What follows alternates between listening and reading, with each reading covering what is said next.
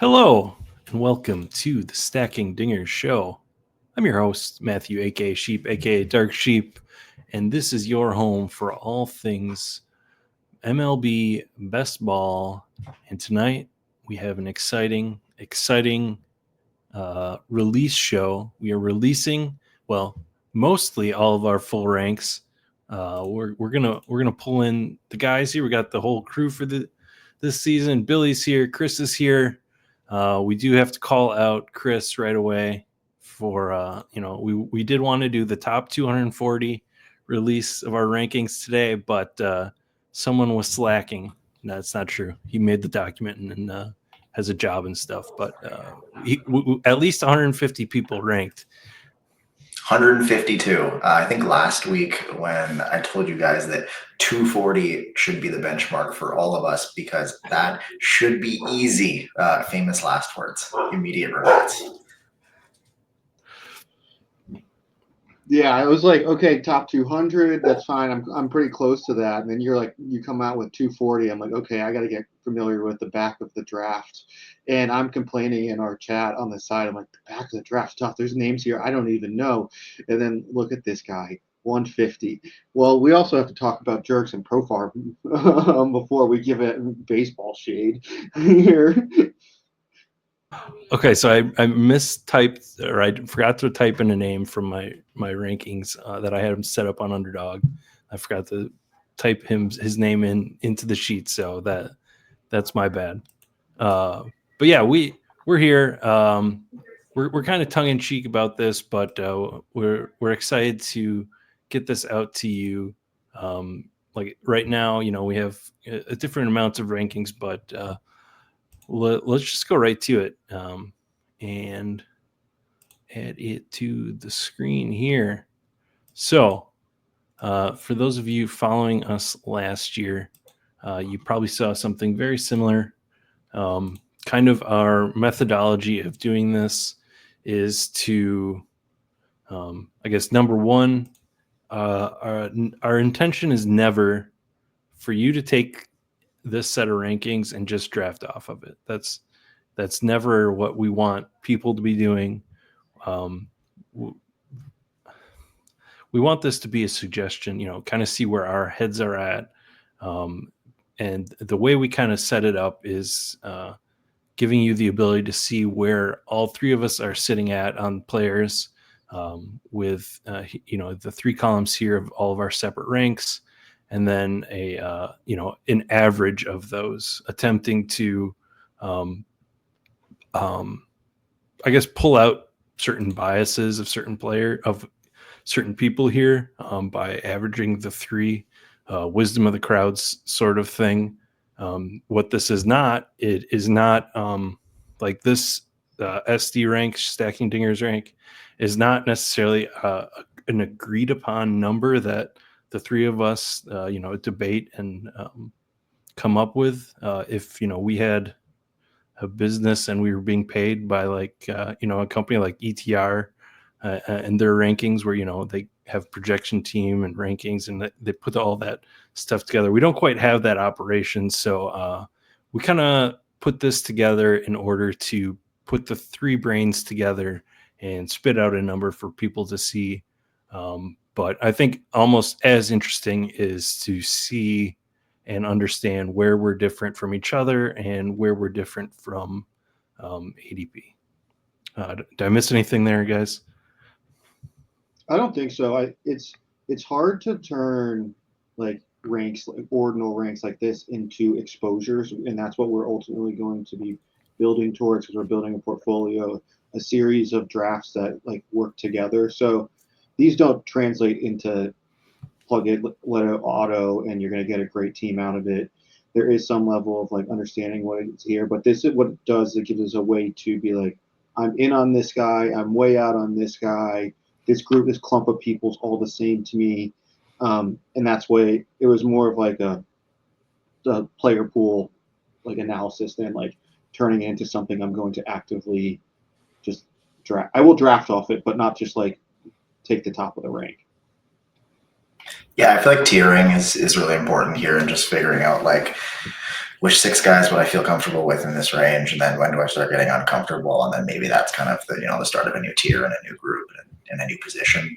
So you'll see that I know definitely in mine and probably in some of these guys too. Like there are chunky sections where it's just like, yeah, exactly. Here's 4 pitchers in a row that are probably about the same, and like maybe I have a feeling, but it's nothing really strong at this moment in time. Maybe it's just team by team, or what needs I kind of have.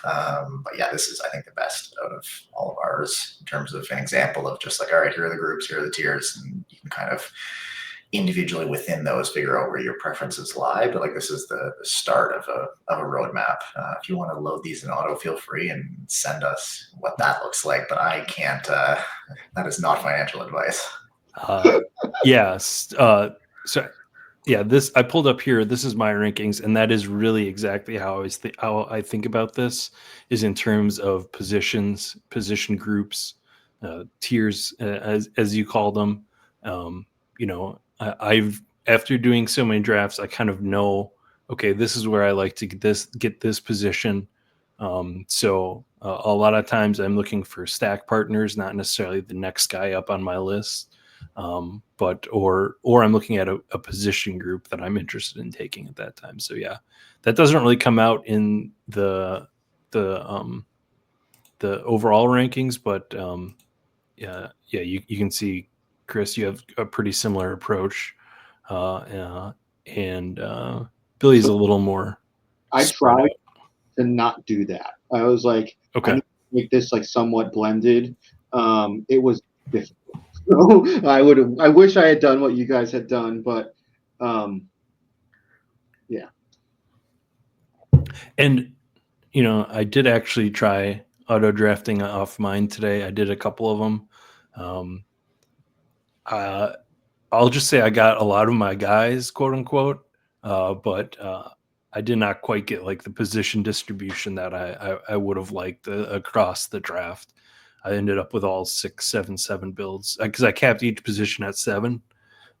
So I think if I was to actually want to be an auto drafter, I would have to be a lot more considerate, even more considerate about where I'm getting positions and knowing like what's generally available. So I can't imagine actually getting to that, but yeah, here we are. Right now we have it sorted on actual ADP. This is live ADP, updated once a day, I think, maybe, Chris. Yeah, every morning when Underdog refreshes, this should refresh as well. It's sometime overnight, and it's like I think we know over the past couple of years it's been like a rolling 72 or 96 hour average of picks. So that is important when you're thinking about ADP at this point in the year. Like we do treat ADP as we get closer to the season as kind of a more efficient thing, and as more information comes in, as more people draft and more opinions kind of get baked into this, it gets more and more accurate. But we're still so early kind of in the process, and drafts are firing, but probably firing much less frequently right now than they will be, say, in March. So your ADP, your snapshot ADP for that day is going to contain less efficient information at this moment in time than the same thing will next week, the week after that. It's kind of just going to go up exponentially until we get to kind of the end of the draft season. Yeah. Speaking of filling up and rate of filling, we are at 80%, 81% as of time of recording here on the bullpen contest. So that was part of why we wanted to get these out. The dinger will be arriving sooner rather than later. It's going at a pretty good clip to fill the bullpen. So we really want, once draft season kicks off, to have a starting point for people on this. The other number is that we are currently 413 subscribers to this YouTube channel with our goal of 500 before the start of the MLB season. So if you are listening to this and, even if you think that we're incredibly dumb for that Elly De La Cruz number that you see on the screen, we would appreciate it if you subscribed and, got us to that 500 goal. All right. What else are we seeing here? We got the position, the team, and we kind of talked about the rest of the stuff here. And then we do have a rank ADP difference, which is our rank compared to the live ADP, and then a spread, which is the difference of the three of us, of the the max and the minimum of the three of us and our ranks. Nothing else, right? I'm missing to describe on here. Nope, that's it. That's the key stuff. All right, so let's start on some names here. Let's see where we got some big differences here. Obviously, well, let's start even way at the top. I think I've had this circular debate with Ohtani, and pitching this year is he's going to get less hitting volume in terms of days off, rest days, and then also coming back or having that additional strain on his body of pitching again. Will he be, for instance, stealing as much as he did last year? Will there be some other wear and tear on him? But the circle I go back to is every time I doubt Ohtani, he just blows it out of the water. So I've got him at 1. Billy, yeah, you do have him at 2 and Judge over him. Yeah, I think I mean they're both fantastic picks. I think it just comes down to, as you said, I think the volume's going to decrease a little bit, and ultimately, while we do want to play for like the high end spikes, like if there's less plate appearances because he's pitching, or there's some level of management because that team is so good. I was like, this, we really kind of hit his just like outlier. Well, maybe not, but he's that good. But like last year was just so special. Like it's like, okay, is that expected to happen again? And then also when you layer on like how I kind of think about this, Judge is just so home run centric. I can get to that. He's a guy who can get to 70. That I think that he's why my one. That's why he's my 101. Yeah. And then before we get to the negatives, guys, we are just taking a look at the top like 25 here. Our biggest difference is in terms of positive, we have Yordan Alvarez, Fernando Tatis. We have up a few spots. We have Julio Rodriguez up a few spots. And also, like in this top 25, Freddie we're up on, and even I'm surprised that we're high. Yeah, we're higher on. Oh, I'm looking at this wrong. Sorry. Bryce Harper here is maybe one of the biggest ones. So, any of those names you guys want to specifically talk about on why you're ahead of the field on that? I think I got to lead off with the Yordan number because I have him 4th right now, ahead of Bobby Witt. I think I'm the only one here with that. It's honestly really just I wanted to get him into that top tier of outfielders with Ohtani, Judge, Soto. I think he's right there with them. We're like a half step behind. And I think Bobby Witt's on their level too, just as a producer. But we have seen over the years that premium outfield scoring is so important. And I will take the chance on him putting together the like 155 game year or 150 game year, because he actually, shockingly to me, played 147 games last year, which is pretty great for Yordan. He played more in the field last year too. He looked less like a 40-year-old man when he was running around, so that's kind of important because when he's at the plate, he's awesome. He is one of, if like the top pure hitters in the league, and has put together astronomically hot stretches. So like, yes, sign me up, and I'll do that anytime. Yeah, for sure. And yeah, you are kind of driving us up a few spots on that.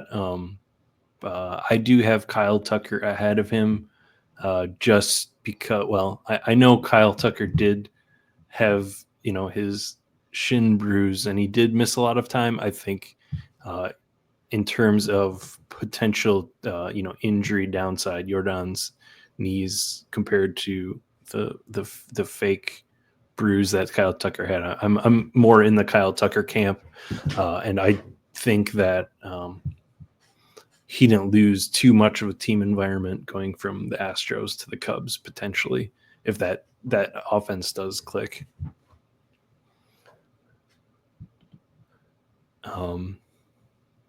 And then, so I think the one that I want to talk about is Bryce Harper. We have him ranked 17. That's the biggest out of this group here. I don't know. It just feels like he was pretty quiet last year, but he still put up 1,400 points. And again, offensive environment there, I think kind of had a almost not a low end, but not a mid-tier outcome last year in terms of that team environment. And I think that offense can be really good. Although I do have him the lowest out of this group, so maybe I'm wrong here. Maybe I just talked a bunch and then I realized I had him the lowest. So maybe you guys need to talk about Bryce Harper, not me. Yeah, with Bryce Harper, where I got to was there's a trio of like older infielders, Harper, Freddie Freeman, Matt Olson, that all were studs and had put up these like massive outlier seasons. And there was this expectation that they were going to be able to hold that, and where they were drafted last year being at that back, the 1-2 turn. And while they didn't provide that, they still were great. And so I think all of them, you can see in some of our ranks somewhere with all of us, like have one of them higher than what is currently ranked at the ADP, just because like you can see the path to them being quite good, or being like at very least providing what they're drafted at, or getting back to a borderline first round for infielder. Yeah, this makes more sense now that I'm thinking about my thing. Yeah, Matt Olson is my guy this year. I think he's a couple years younger than those other two guys you're talking about. I think he's 30. Just looking it up real quick, and the other guys are a little bit older. Freddie's the oldest. I still have Freddie up here because of that team environment. So I'm getting to a lot of just Atlanta stacks in general, starting with Matt Olson. So that's kind of why I have him up there, because they're, this top group has him, Ozuna, Acuña, if you want to. I'm pretty low on him. Austin Riley and Michael Harris, all kind of in this top group. So I like planting on Olson as, taking an outfielder, then get Olson as an infielder, and then mixing and matching those other guys, like getting Ozuna and or Harris as an outfielder on that stack, and then Riley or Albies just feels like a really good base of a team for me this year.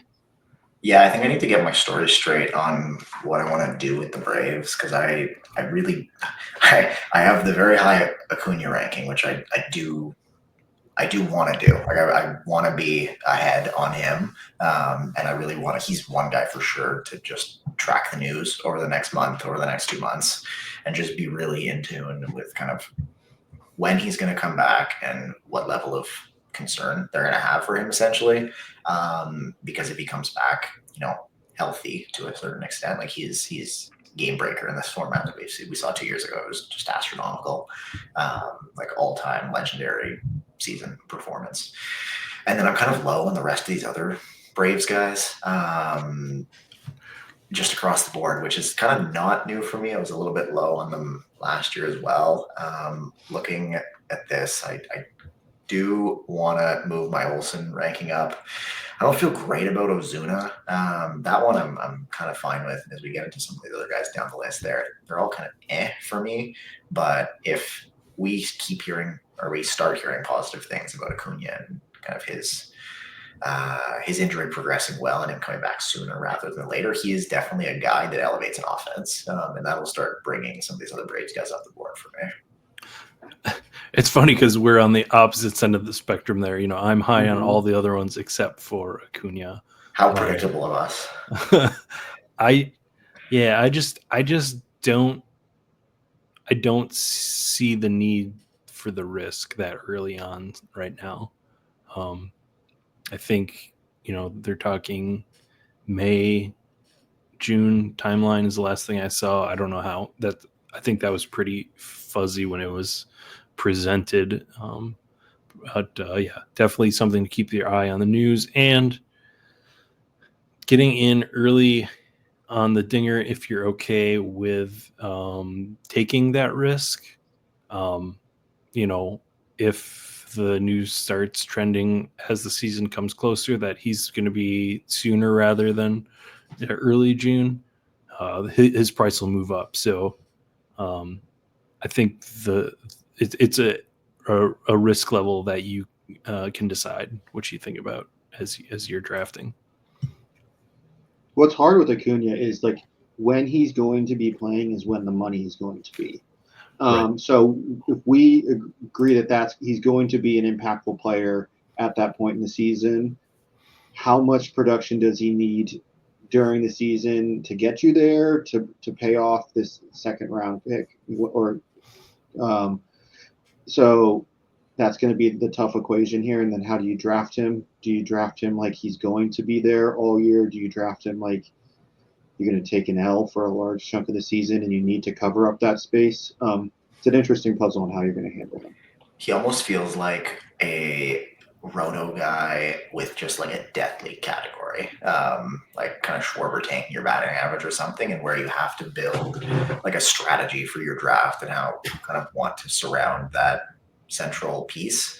Because you really, if you take, you invest in second round Acuña, which is where he's currently going, and I probably would say he floats there for a while. Like you need a good plan for the rest of, rounds 1 through 5 and 1 through 10 and what you're doing in outfield. It's also like contest specific.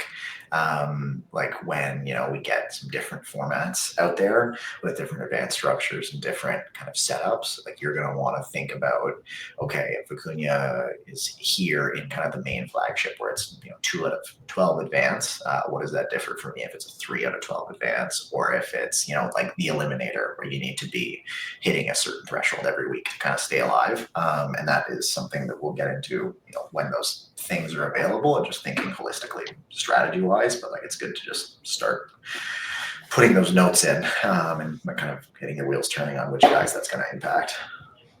Yeah, he's almost the opposite, or it's kind of, to me it is the opposite of Mike Trout, who Acuña will be back, and he'll, even if he's slow to start, he'll be ramped up by the time we get to the playoffs. Most likely, in a much better place, having gotten a bunch of at-bats under his belt in the season. Whereas, when you're building a team with Trout, you're kind of saying he is going to be healthy longer than, everybody that's poo-pooing him expects. And, you don't necessarily need to try to hide Trout, and you're saying he is going to play, whereas Acuña you're saying he will get into a valuable position once the later the season comes.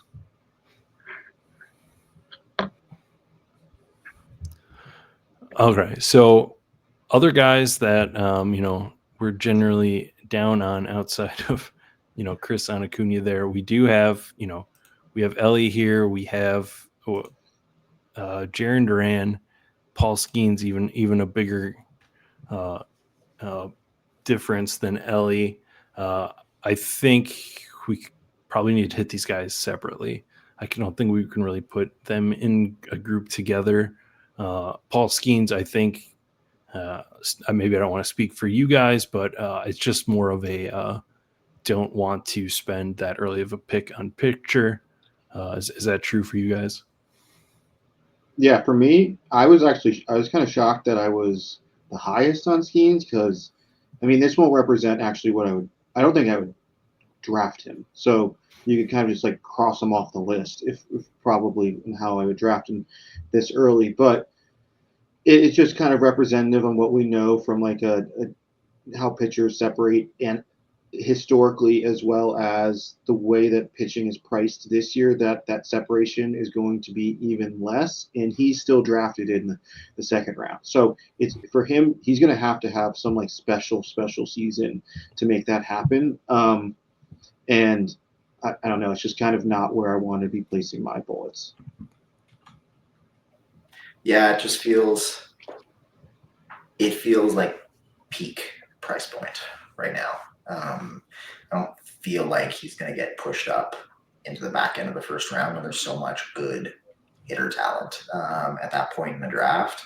And I feel like he's going to end up kind of gravitating towards that 2-3 turn. And maybe that's where we start seeing pitchers come off the board because there really isn't like when we had Strider last year and DeGrom the year before. Like, I don't think there's anybody this year that's kind of on that level of potential game breaker. And I feel like overall the pool has shifted back from like the first round to the early second round pitcher, and they're kind of condensing things in that midpoint of the draft and kind of loading up on pitchers there. So I think we're going to see this bunching of pitchers in that kind of next tier, and the tier after that, I think he just kind of naturally will fall back to that. Yeah, I don't know if that's true because he does get there's enough people that are taking him in the first round that he might just keep hovering up there. But then the Elly De La Cruz elephant in the room. I mean, I don't think we're surprising anybody who's watched our show before. We have him 12. Obviously, of course, I'm the lowest. Yeah, everybody could predict that. I don't know. I just like I'm sort of tired of the conversation, but ultimately, I think he still has this incredible boom or bust profile that you're going to decide which side of that you care about the most. In most cases, as a player, do you see that boom or do you see that bust? Because he's got the profile. He's got the profile of the steals, home runs, triples, and then he's got the profile of the strikeouts, which leads to less stolen bases if that becomes more of a problem again. He did have an improvement from his first year to second year, but I just maybe I'm just too safe when it comes to him.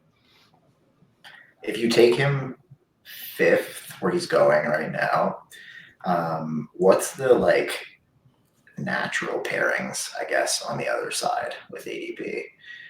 So the back end of the second, or like mid-back second round, if you're looking at other outfielders, like maybe Trio slips to you, or then you're into the like, what do you do with Acuña, Enigma, and then you're into that next tier.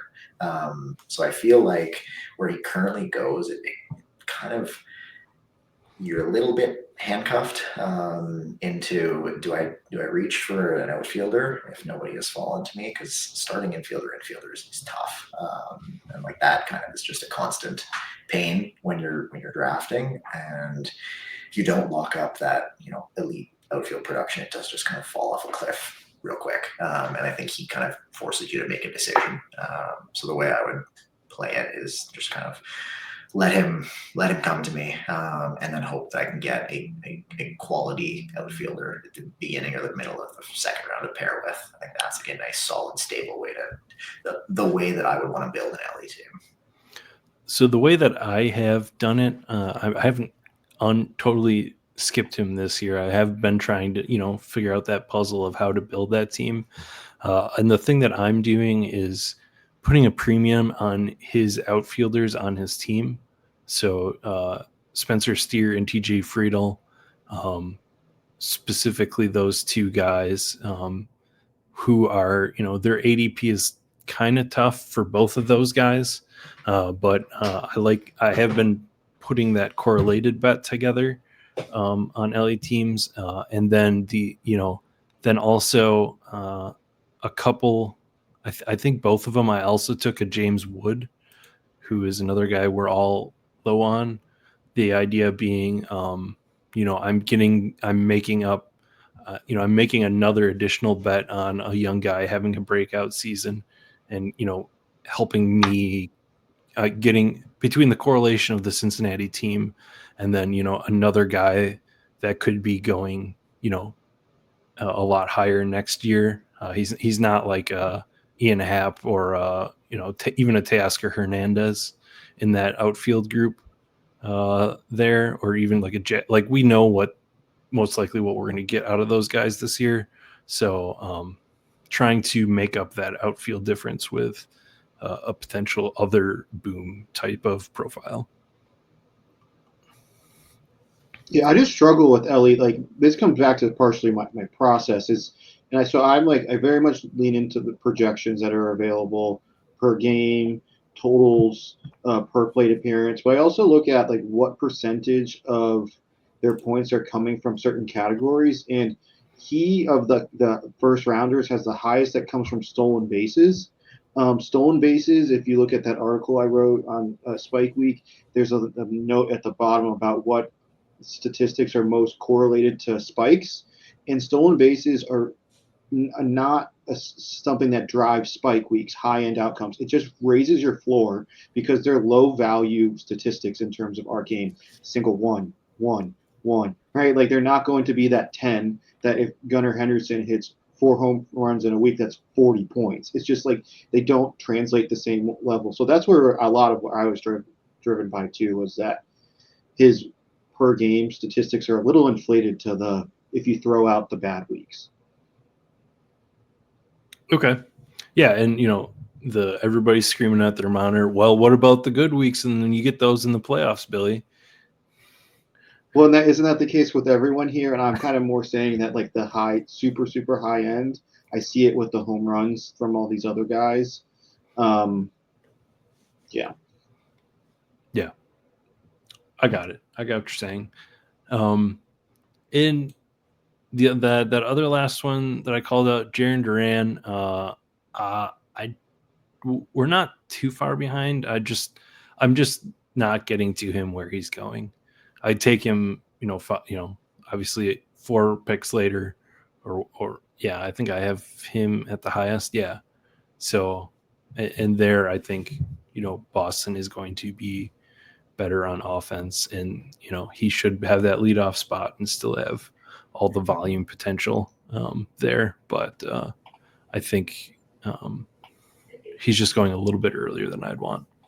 Yeah, seeing him like right in front of Julio now is just kind of jarring to me. Like, that was just like, if you take away everything else, that feels bad. So like that's kind of where I just parked myself on him. And I think you hit on the main point, which is some of these guys are efficiency players. Like, per plate appearance, they are going to do damage and put things together in a way that can like really impact it. And if they get the volume that they need, then that's how it leads to like a spectacular season. And Duran is kind of at the other end, where he will play a ton of games and compile a ton of stats, and have a ton of plate appearances.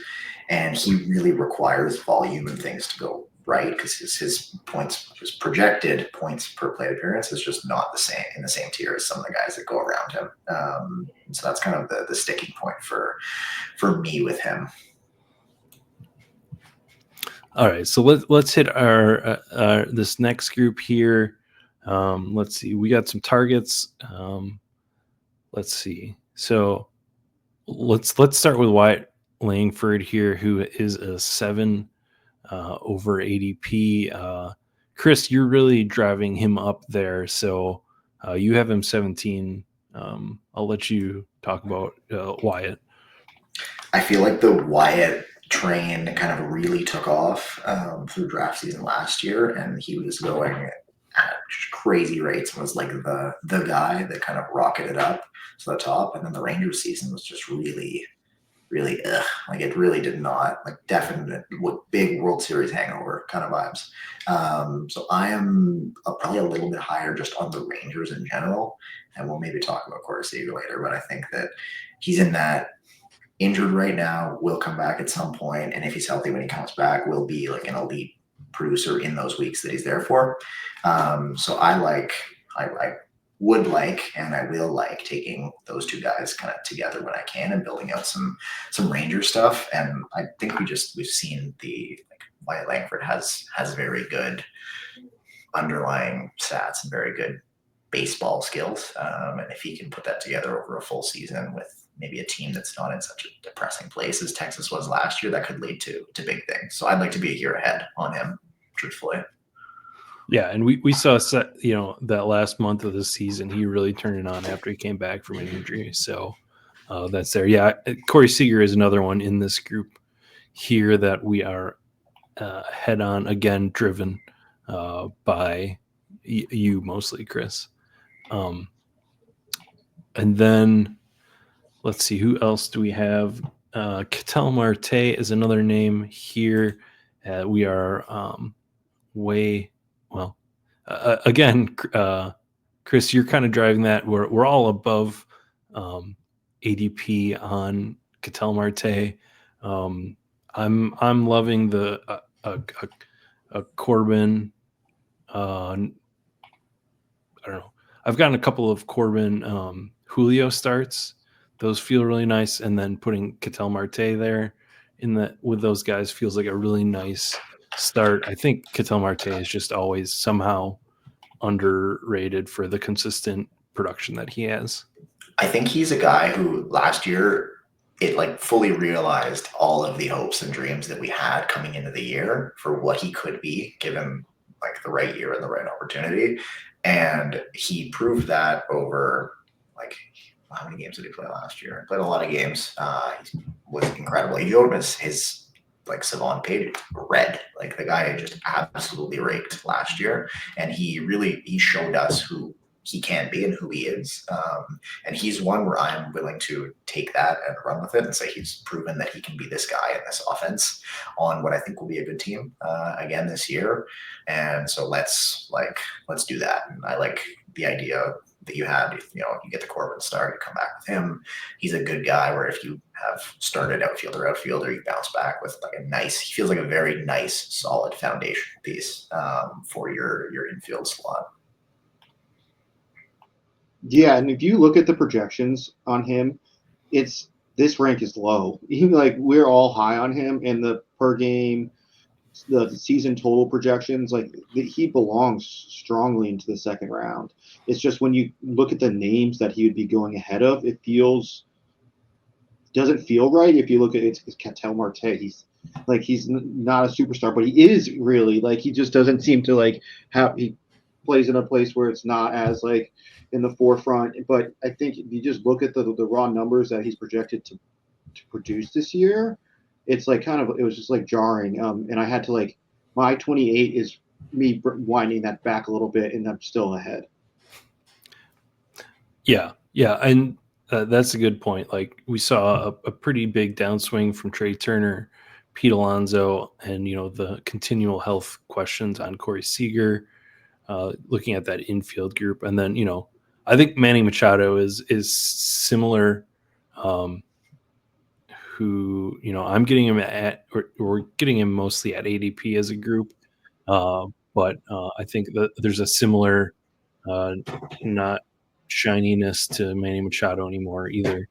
That guys like Seager, Alonso, and Turner have had that shiny superstar kind of status put on them before.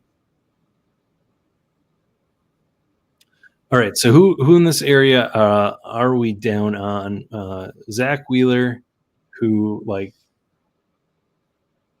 is my SP3 this year. I think should probably say that. I might have, yeah. I wasn't sure if I had Garrett Cole over him, but coming after Skenes and Scooble, who we didn't really talk about, but similar uh, thing there. I am getting a couple of Scooble teams here and there, but Zach Wheeler is just I kind of have him in a group later, sort of thing. But in terms of guys who you want to anchor rotation, consistent innings the last few years, and with like high level, you can't really beat Zach Wheeler.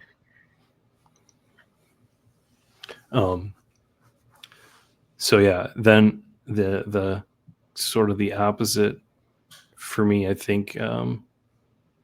I guess BJ, or you're really down on Cole, so you're dragging us down here.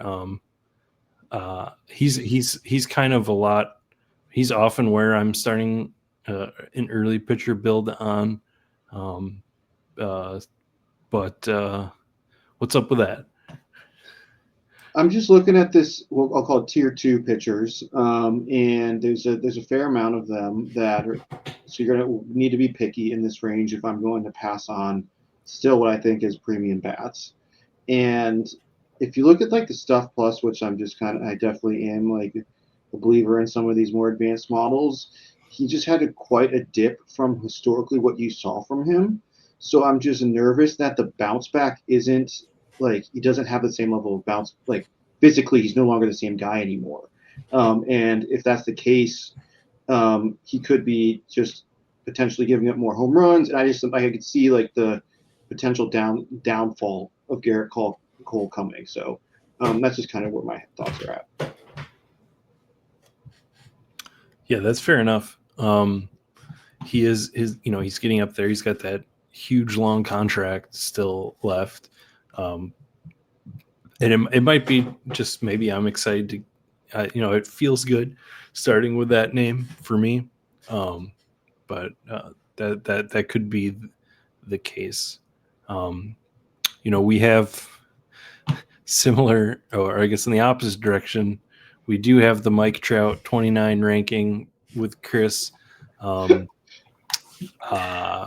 Imagine a year going by where I wasn't absurdly high on this guy, and then he's going to be awesome for like 3 weeks in April or May, and I'm just going to be counting dinger advance rates. Everything's going to be so good, and then he's not going to play in August and September again, and it's going to suck.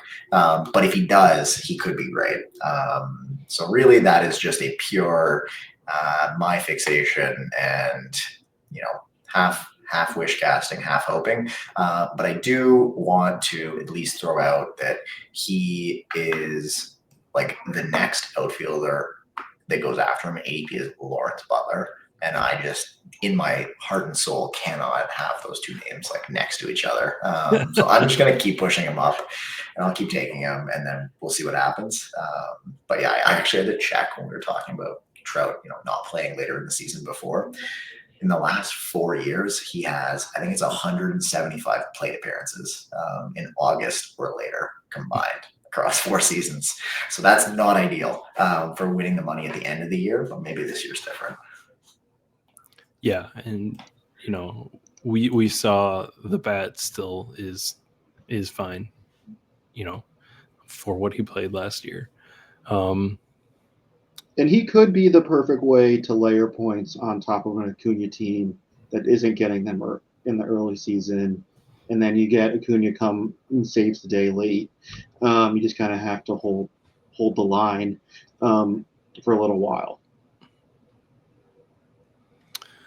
All right, so some other targets here. Some guys that are hitting the blue here in this next group. We have Jose Altuve, Christian Walker, and we'll skip. We'll do the Yelich conversation separate, but this Houston team without Kyle Tucker has taken a bit of a dive. They replaced some of it with Christian Walker. I've not completely ruled them out of adding a relevant outfield piece based on the outfield pieces that they have. Just do not seem like a World Series competitive team. So I do feel like they're going to try and make up some more production there in the outfield. But we have Altuve getting older.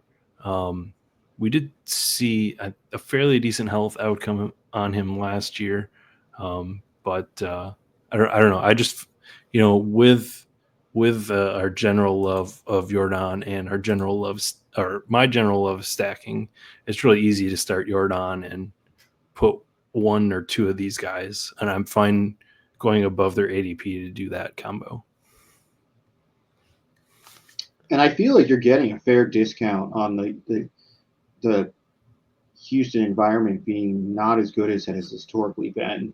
And with that being the case, it's just like Altuve is still Altuve, and they may not be as like a juggernaut, but I struggle to see, as you say, we look at some of the names that are lower, and like he is awesome, and I just don't really want to put him any lower than I currently have him ranked. Yeah, I started Christian Walker when I was thinking he was going to be a Yankee, and so I was worried when it wasn't a Yankee, but it was nice to see him go to Houston, and I think just batting in that top of the order should be, I think maybe, I don't know, compared to the overall order lineup that he had in Arizona around him, I don't know, the high is higher on Houston, but I think maybe it's not too much of a difference in terms of supporting cast. So I mean, you know me, I love my Christian Yelich.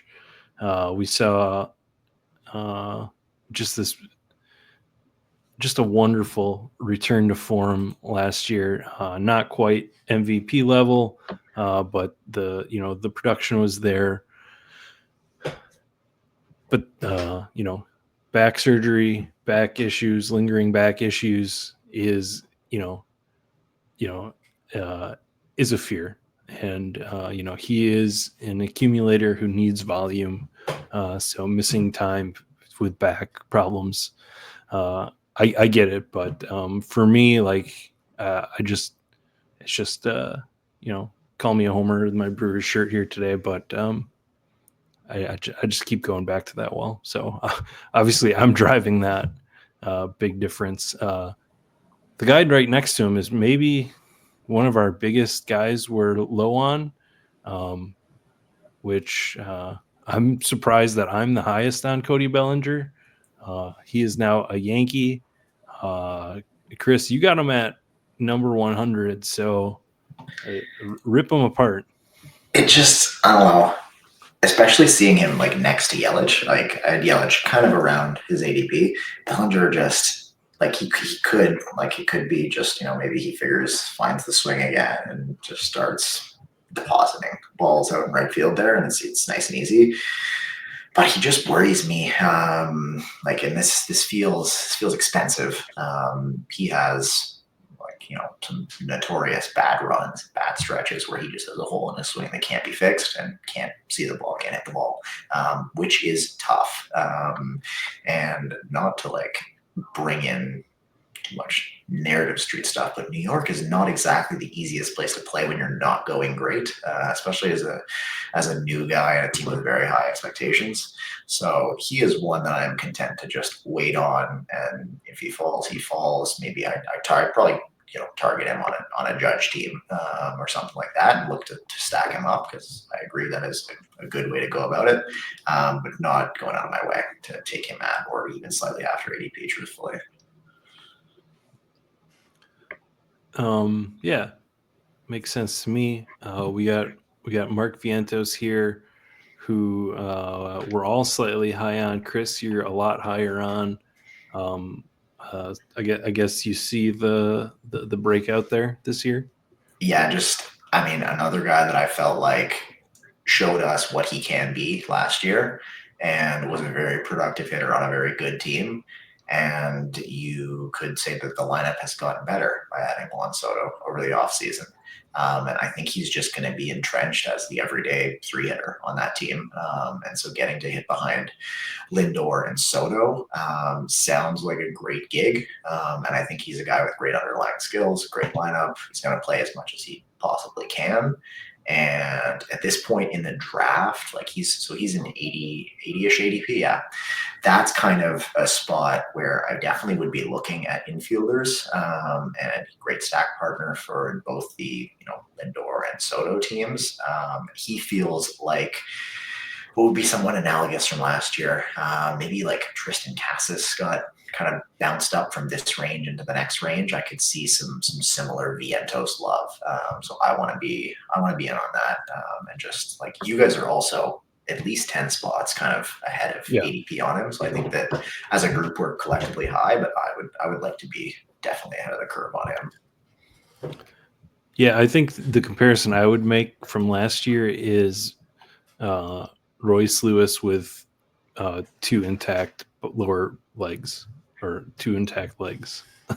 He just has that weekly home run upside, and it structurally getting an infielder here with that sort of upside. Casas, Vientos.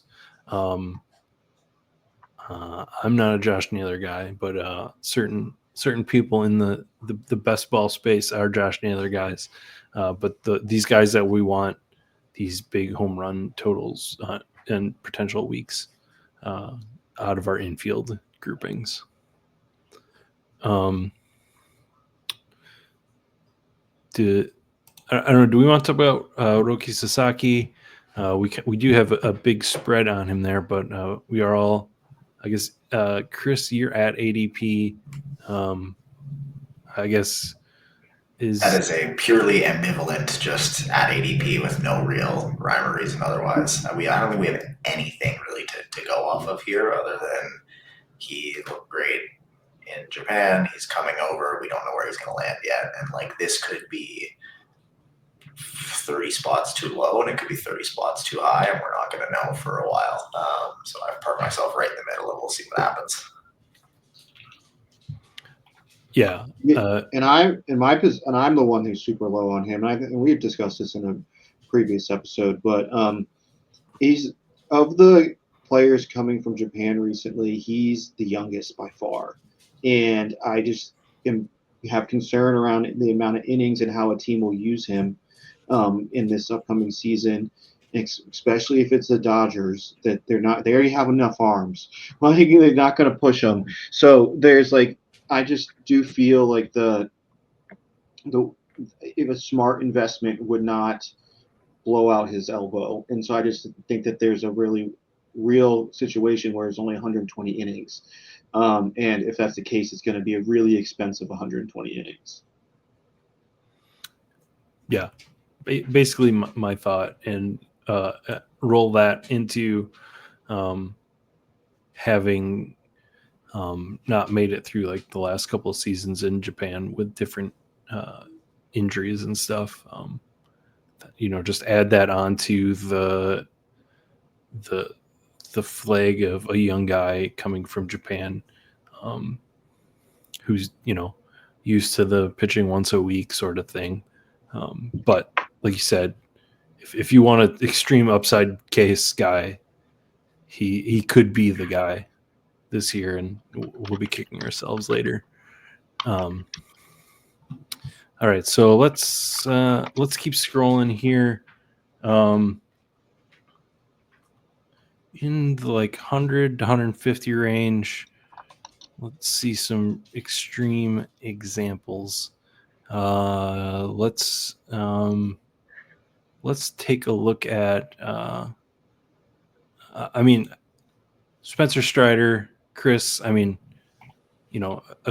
Strider, Trout, all you're super high on. Copy and paste. We didn't mention DeGrom either. Same kind of idea. I have a type, which is this mold.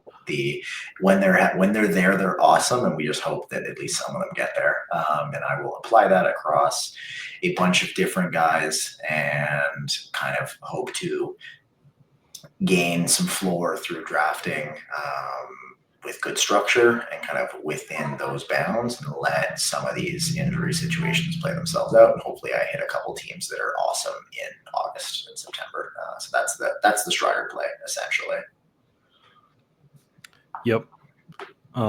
You have a type, which, for having a type, you like exciting point per game sort of guys, and I like boring, older, and boring accumulators somewhat. So this is why this is meant to be. Billy's our middleman mediator, making sure that we all agree on some things. Right, but if you want to have a type, you definitely have the more interesting type than I do.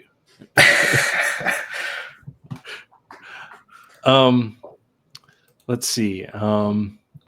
Other targets in here that we have called out. Let's see. We got Bryce Miller, who is down here.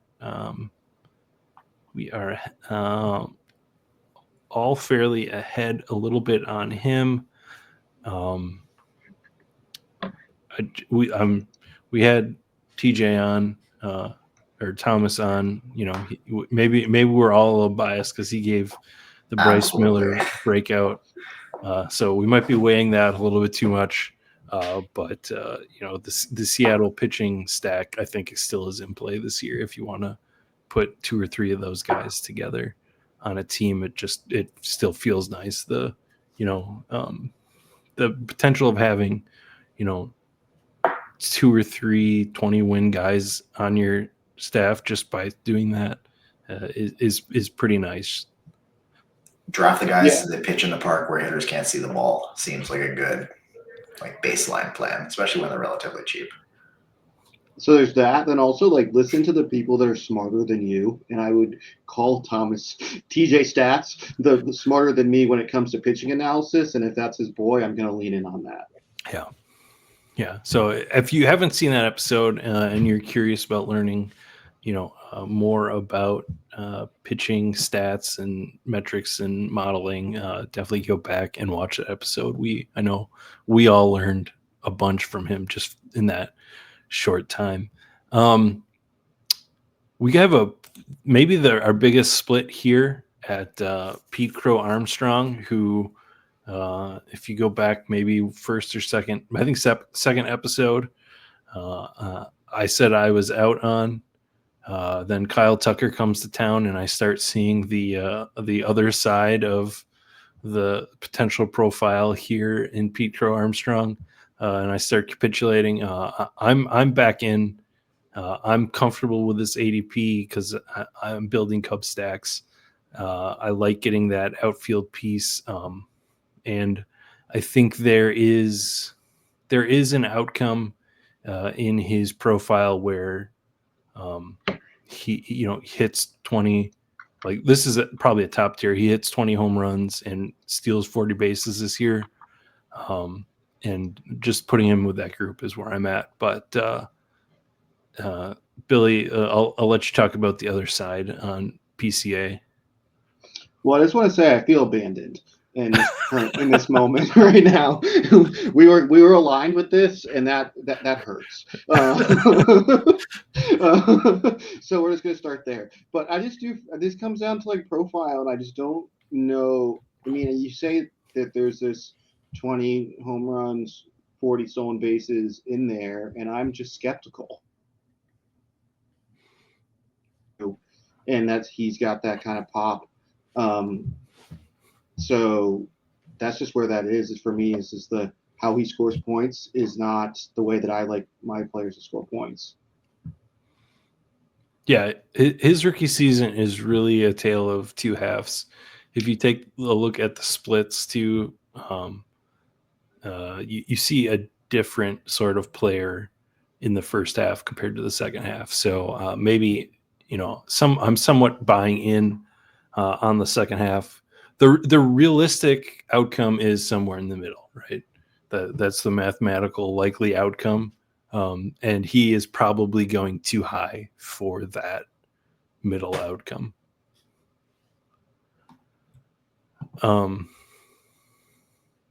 Here's another one that's a big thing, and I don't know how this happened. We talk about the methodology of putting together these rankings. I'm not sure how I ended up so low on Carlos Rodon. So if you're looking for an explanation there, I can't say that I have one. Vibes. Yeah. His allergy to throwing strikes for long periods of time. That I can totally see how that happens. But when he's good, he's good. So he's probably, I mean, he has a spot locked up in that rotation on a good team for as long as he's healthy and staying around. So I think that that is definitely a plus. And we'll see essentially how long he can stay healthy for, I think is the big question with him. Yeah. Okay. So another big difference, a guy that I'm driving us down on is Evan Carter in this top 150. I'm just it really just comes down to what role I think he has. I think people are ignoring how much Josh Smith is going to play potentially this year, and I just never. I've always been out on Evan Carter in terms of the potential upside. And he's just really bad against lefties. I mean, we haven't seen too much of it because they haven't batted him against lefties in the big leagues. But yeah, I'm just having a hard time getting a guy who I don't think has a ton of power, and is he's a strong side platoon bat, but as I'm compiling these late outfielders, if my build calls for one, I guess he's not even late. He's more mid to late, but I put him more in a category with Josh Lowe than with. I mean, none of these guys are really that great. So in general, I'm almost always done with outfielder other than tacking a guy late. I just have him wait. Just obviously I'm at 189. That's probably even more extreme than it actually is. But yeah, I can't get too much Evan Carter.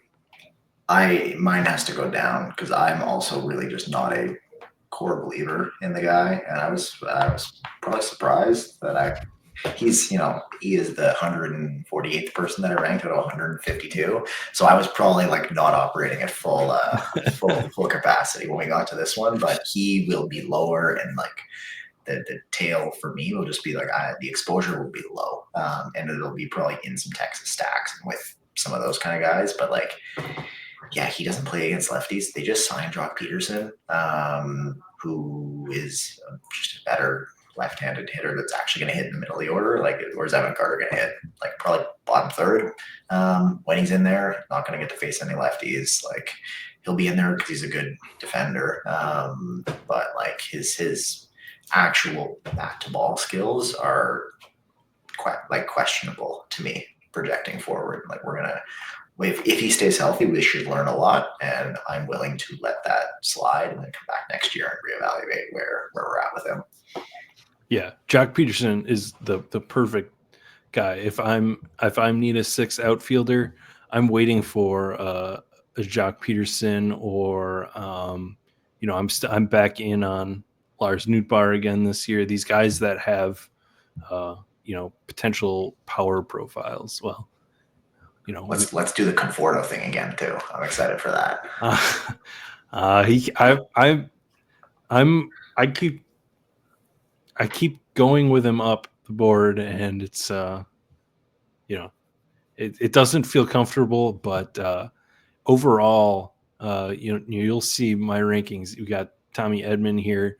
I'm over 25 spots higher on him, and where is Max Muncy? Yeah, I'm 20 spots higher on Max Muncy. I am doing I'm trying to get as much Dodgers as I can, even if it's late stacks of Muncy and Edman, mini stacks, or Edman and Conforto.